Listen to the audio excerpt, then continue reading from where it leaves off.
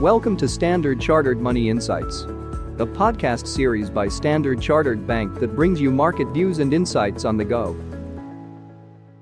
Welcome back to our InvesTips from the CIO's Desk series. I'm Steve Brice, the host for this podcast. Today, I want to talk about how to think about allocating time between your career and investing. From a very young age, we are taught that if you want to get better at something, then you need to expend time and effort in order to learn the necessary skills. We're also taught that you should focus on areas where you're going to have the maximum impact.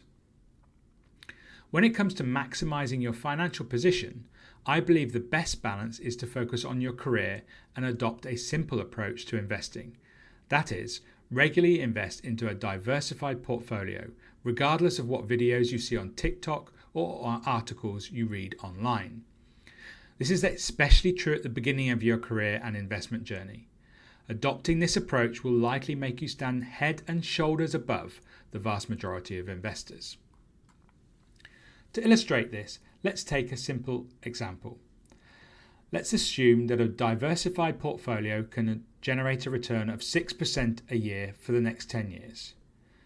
We also assume that you've managed to scrape together $10,000 to start investing, and based on your current salary of $5,000, you are able to invest $1,000 every month.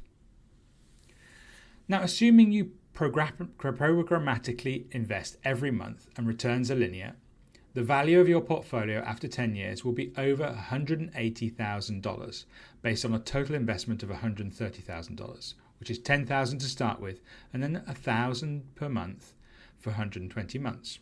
So 180,000 versus the 130,000 invested, it's not bad at all. Of course, you may decide that 6% is not good enough, and therefore you're going to invest a lot of time to try and get this to 7%.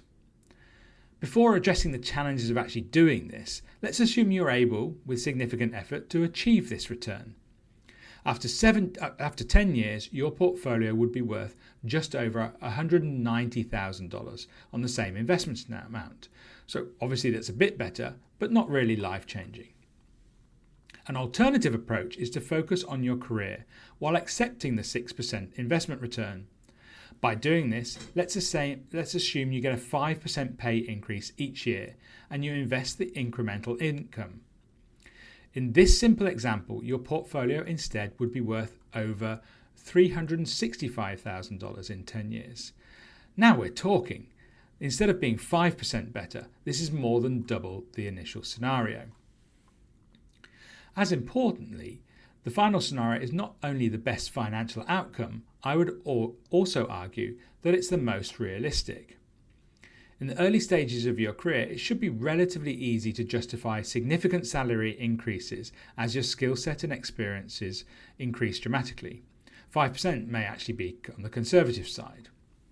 On the other hand, beating the market is incredibly difficult and risks significant underperformance. Indeed, there is no clear correlation between becoming more financially educated and achieving higher investment returns. Indeed, given our behavioral biases, I would argue that the more you track your portfolio, the more you are likely to take actions that will be detrimental to long-term wealth accumulation. Of course, spending zero time on investing is not optimal either, because it means you're either not investing at all or you're doing it without a framework. Remember, successful investing really comes down to three things. First, investing in a diversified manner across equities, bonds, and other asset classes, and of course across geographies.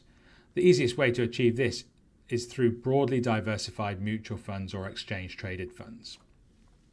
Second, investing regularly in a programmatic manner. Ignore the doomsayers or the to-the-moon commentators and set aside a fixed amount to invest every month. Third, investing in line with your risk tolerance. Now this is the hardest to get right. The illustrations above assume linear returns, but unfortunately the real world does not work like this.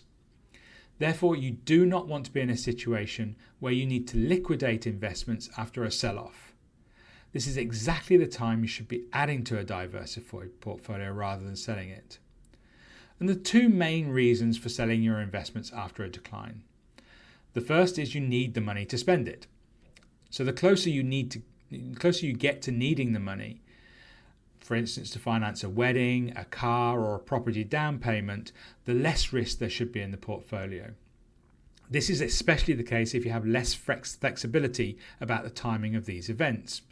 For instance, if you're comfortable talking to your future spouse about delaying the wedding for say 2 to 3 years until your portfolio has recovered in value, then you can take more risk than if the fixed date is fixed.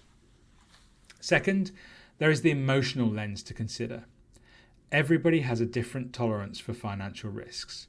Once you get to the point of wanting to invest regularly into a diversified portfolio, then you need to understand how much risk you can tolerate from an emotional perspective. The easiest way to think of this is what are the likely drawdown sizes and lengths, i.e. percentage declines from peak to trough, and how long it typically takes for the portfolio to get back to new highs. Having a high-level understanding of the risk inherent in different portfolios will prepare you mentally for the natural fluctuations and hopefully give you confidence not only to hold on to your diversified allocation, but also accelerate investments when markets go on sale. Hopefully this helps you prioritize the investment of your most valued commodity, your time.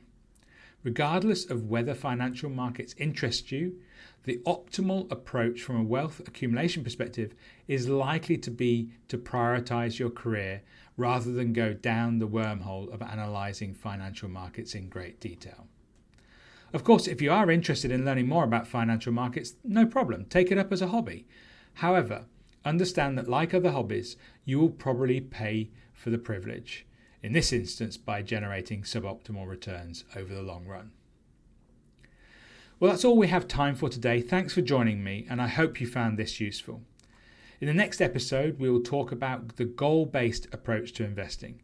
Instead of lumping all your investments together for some undefined purpose, this approach helps ensure that you plan for your major future needs appropriately. Thanks again, and I look forward to catching up with you then. Thank you for listening to Standard Chartered Money Insights, a podcast series by Standard Chartered Bank. For more details, visit Market Views on the Go on our website or click the link in the description.